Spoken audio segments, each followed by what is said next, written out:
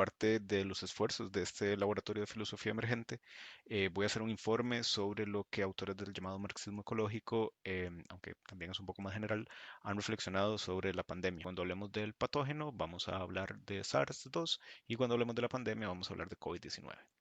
Empecemos entonces ya. El marxismo y el SARS, ¿no? Primero, punto uno.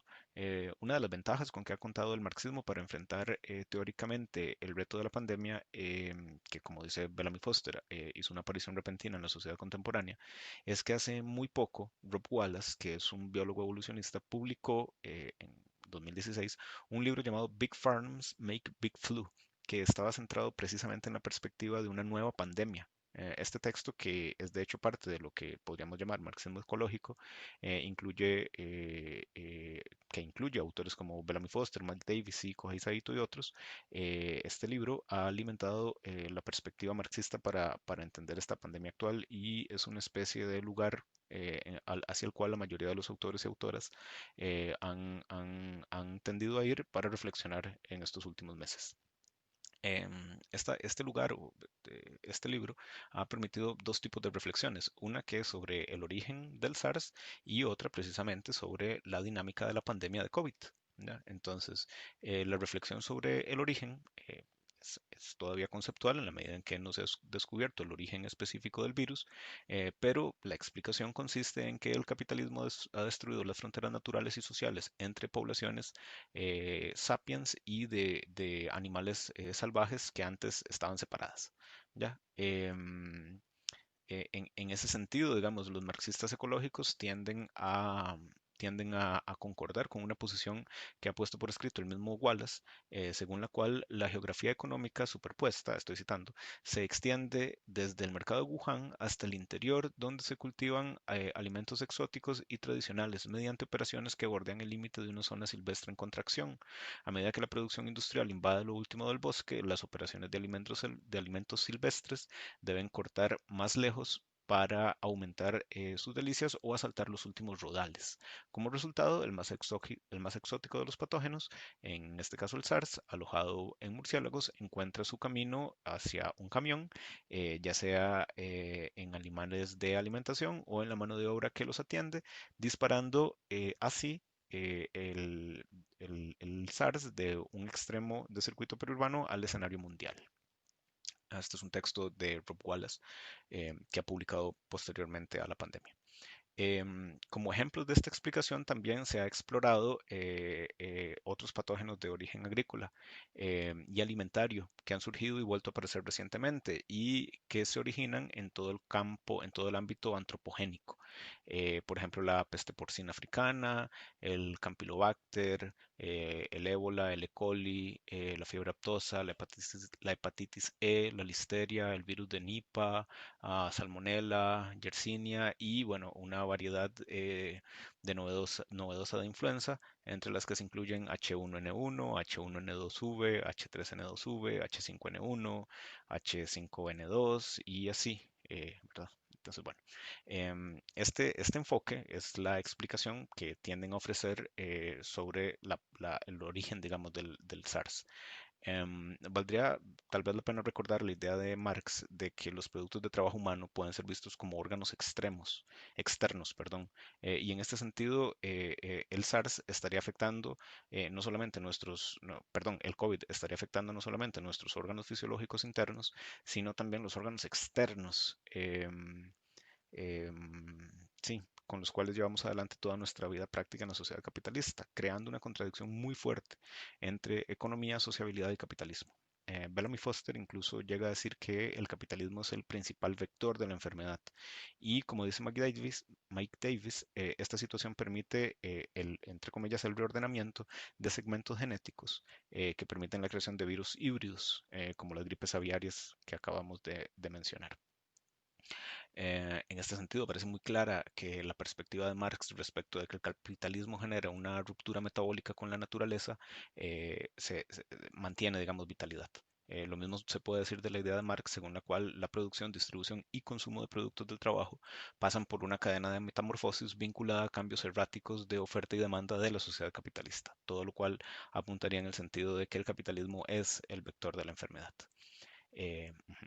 es muy llamativo en realidad que esta parte de la teoría de Marx sobre el capitalismo pueda ser comprendida hoy más fácilmente por la pandemia y por el COVID. Y parecería crear las posibilidades para que el marxismo en algún sentido devenga sentido común, parafraseando a Gramsci, lo cual obviamente tiene consecuencias políticas importantes que veremos al final. Esto sobre todo, digamos, lo que quiere decir es que de alguna manera hay una gran simetría entre lo que Marx postula teóricamente y lo que miles de millones de seres humanos podemos ver hoy con la pandemia y con el COVID. Entonces, en ese sentido, digamos, es muy importante esa reflexión que ha hecho el marxismo. Bien, luego, punto dos, el marxismo y la crisis económica asociada, digamos, a la pandemia. a Paula Bach, que es una economista columnista de la Izquierda Diario, ha señalado que la actual crisis económica tiene, por decirlo de alguna manera, dos explicaciones imbricadas. La extraeconómica, que es la que está asociada a la pandemia, y la económica, que está asociada a la dinámica post-crisis del 2008, que ha sido de un crecimiento bajo. Por poner un ejemplo, Costa Rica, las mediciones, digamos, las mediciones interanuales de actividad económica desde el 2009 hacen o se han movido, digamos, entre márgenes del +4 y el -4 de actividad económica para todos los meses, lejos del 7 o del 8 que había antes, digamos, del 2008. Em, en ese sentido, la pandemia golpea sobre una economía que ya de por sí no era muy fuerte. Entonces, en ese sentido, Alfredo Satfai Filo la ha calificado como un gran estancamiento. Ese periodo, digamos, que acabamos de vivir y que ahora pues se ha puesto todavía peor, ¿no? La magnitud de la crisis de la pandemia en ese sentido no debe ser menospreciada, pero sí se debe asumir, digamos, que se golpea sobre una base que ya de por sí, digamos, estaba débil. En ese sentido, la mayoría de los datos, que ya ni siquiera estaríamos hablando de marxismo, sino del el FMI, el Banco Mundial, el Financial Times, ponen comparaciones dramáticas con grandes crisis económicas del pasado, como la Gran Depresión, la crisis de 1870 o la Segunda Guerra Mundial. Ajá.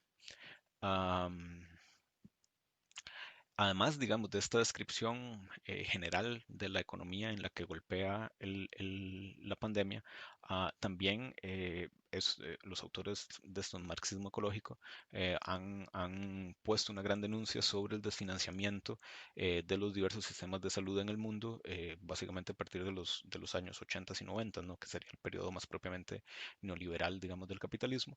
Y en ese sentido, por ejemplo, Mike Davis señala, y lo voy a citar, dice que la inminencia de una pandemia ha estado en la mente de los epidemiólogos desde el brote de SARS en 2003. Tras la llegada de la gripe aviar en 2005, el gobierno de los Estados Unidos publicó una ambiciosa estrategia nacional para la gripe pandémica, basada en la constatación de que todos los niveles del sistema de salud pública estadounidense no estaban en absolutos preparados para un brote en gran escala.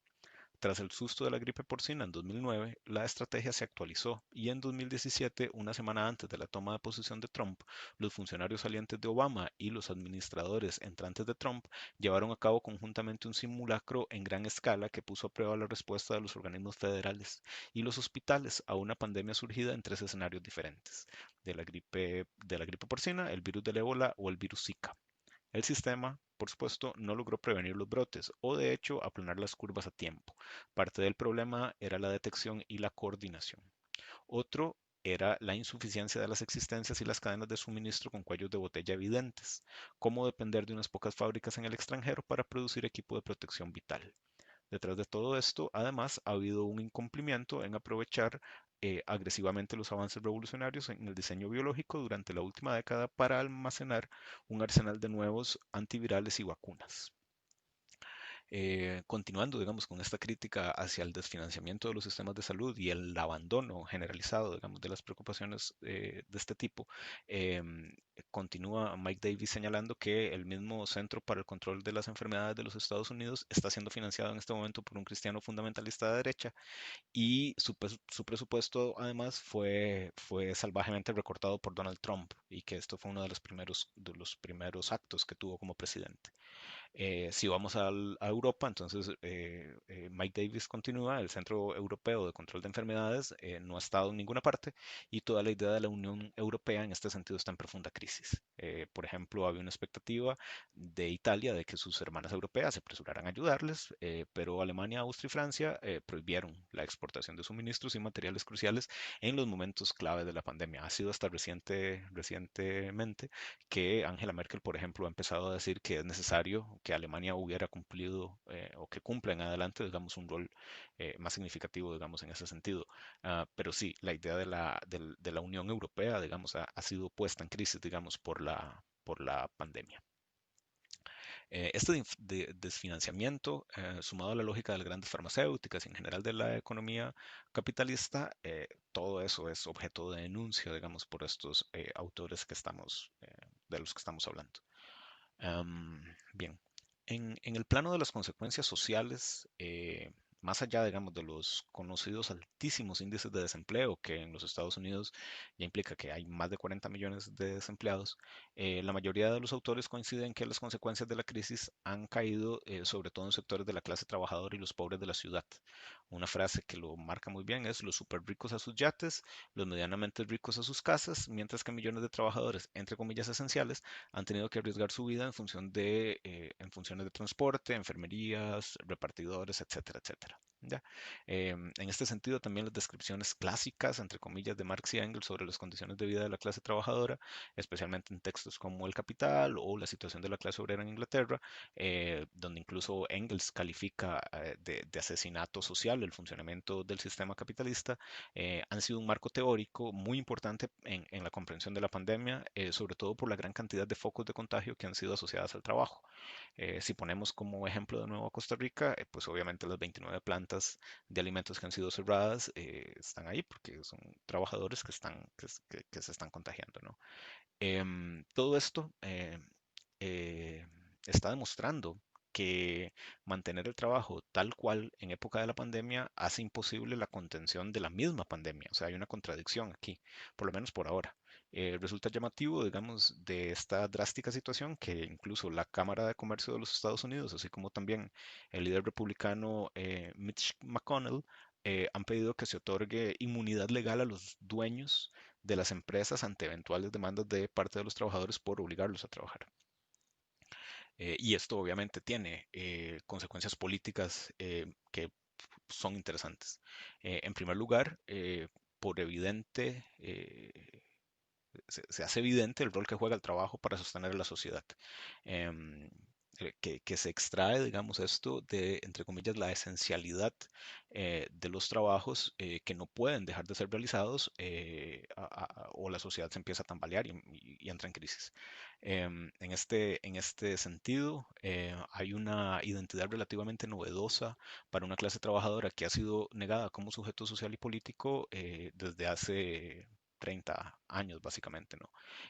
La ola de huelgas en los Estados Unidos a que asistimos actualmente es un indicio de esta relativa recomposición subjetiva de la clase trabajadora. Hay más de 800 huelgas en los Estados Unidos, ha habido más de 800 huelgas en este último periodo. Entonces, pues sí, hay una recomposición o parece haber elementos de recomposición eh, que implican, digamos, colocar de nuevo al trabajo como un objeto de reflexión político-estratégico muy importante.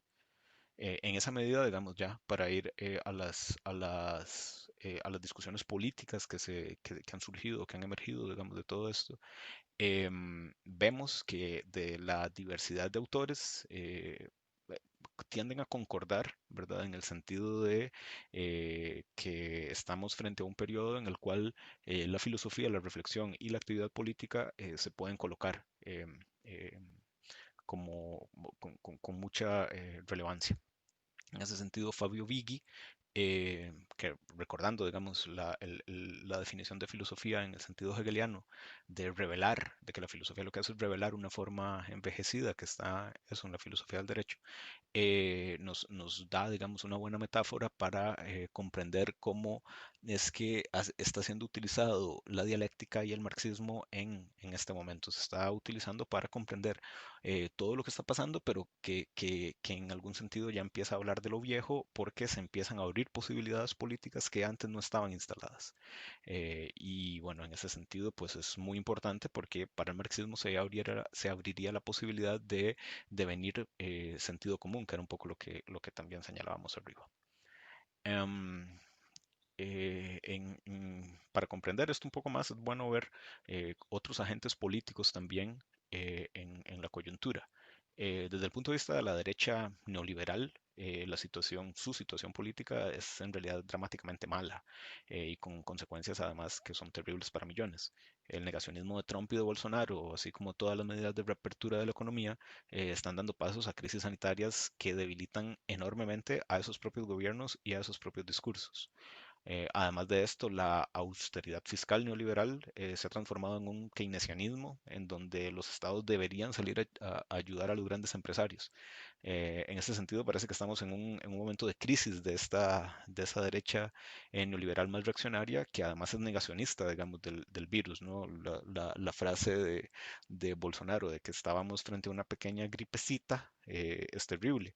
Lo mismo un poco de Trump, que a un par de meses de que surgiera la pandemia, Trump lo que decía es que el virus is just gonna go away, o sea, nada más se va a ir, nada más se va a disipar, ¿no? Ese negacionismo entró en crisis y bueno, y si entra en crisis ese tipo de gobiernos en Trump y en Bolsonaro, pues también podríamos pensar que lo mismo podría pasar, digamos, con otras alternativas de este tipo en otros lugares del mundo. Desde el punto de vista del campo, entre comillas, progresista, bueno, progresista, figuras como Bernie Sanders o Andrés Manuel López Obrador en México también están pasando, digamos, por momentos que parecerían de crisis política. El caso del endorsement que Sanders le da a Biden es significativo porque en ese apoyo político la reivindicación del Seguro Social Universal desapareció por completo de la política de Sanders. Esto incluso le abre un problema a una organización que se llama el DSA de los Estados Unidos, una organización política socialdemócrata con más de 50.000 miembros, porque ellos precisamente estaban con la perspectiva de que la campaña demócrata podía colocar a Sanders y a partir de ahí que se iba a poder ir hacia el Seguro Social Universal. Y bueno, ahora resulta que no era esa posibilidad no estaba abierta, esa posibilidad se terminó cerrando y crea, digamos, una especie de crisis, digamos, en esta izquierda socialdemócrata progresista. ¿Ya?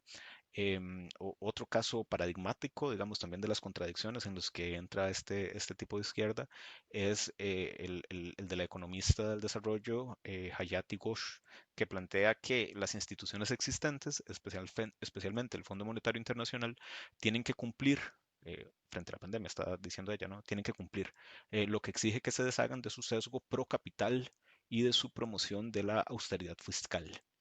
El gran problema aquí es que el dinero que desembolsaría el FMI, si es que lo hace, no alcanzaría para cubrir lo que se necesita de la pandemia. Y esto no lo están diciendo los marxistas, esto lo está diciendo Martin Wolf del Financial Times.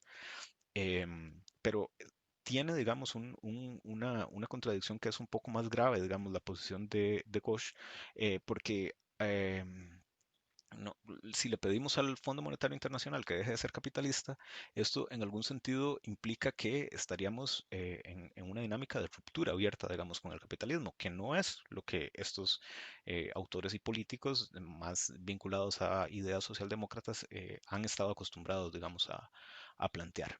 En ese sentido, digamos, parece que haber abandonado conceptos importantes de política del siglo XX, como la noción de imperialismo, les genera un enorme problema para solucionar una pandemia que, como dijimos, tiene que ver con el capitalismo mismo. ¿Sí?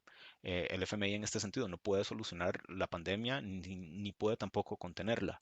Pero en todo caso, llegar al punto de plantear que el FMI deje de ser capitalista implicaría de hecho abandonar el capitalismo, que de nuevo es lo que esta izquierda no ha dicho, ¿verdad? Nunca. Em, en ese sentido, autores como Yanis Varoufakis tienen problemas contradictorios. Desde el punto de vista del progresismo de izquierda en América Latina, la verdad es que no ha tenido mejores respuestas frente a la pandemia que la derecha negacionista. Andrés Manuel López Obrador, justo antes de la pandemia, salió a decirle a la gente que se diera abrazos en la calle, Ortega que salió a decir que hicieran marchas del amor, etcétera. Y bueno, en esos países Los casos de COVID, pues obviamente son de cientos, bueno, en el caso de México en específico, cientos de miles de personas, miles de muertos, y eso es responsabilidad política directa, digamos, de este tipo de gobiernos, ¿no? Entonces, bueno, en ese sentido, digamos, parece haber una crisis en el plano político, tanto de la forma más derecha neoliberal negacionista y también de la forma más progresista socialdemócrata, que en última instancia, como han defendido al capitalismo como el mejor sistema posible, em, han entrado, digamos, en contradicción. Pero al mismo tiempo, esto ha permitido, digamos, que para que dentro de sectores de la izquierda intelectual, entre comillas, izquierda ecologista, marxista, y también dentro de la izquierda más política, aparezca una suerte de recolocación de elementos programáticos asociados a la palabra socialismo, que era algo que no estaba, digamos, en las últimas décadas, y esto parece ser muy significativo y muy importante. Así, por ejemplo, la izquierda argentina, vinculada a figuras como Nicolás del Caño o Miriam Bregman, que además es probablemente la izquierda más dinámica del mundo, que tiene presencia en Cámara de Diputados, ha planteado la necesidad de test masivos para tener un mejor control de la pandemia, la nacionalización y centralización del sistema de salud, la reconversión industrial para atender y contener la pandemia, seguro de desempleo, y esto además ligado a otras consignas como el no pago de la deuda externa y otras medidas que demostrarían la posibilidad de llevar adelante prácticas políticas y sociales que buscan trascender el capitalismo.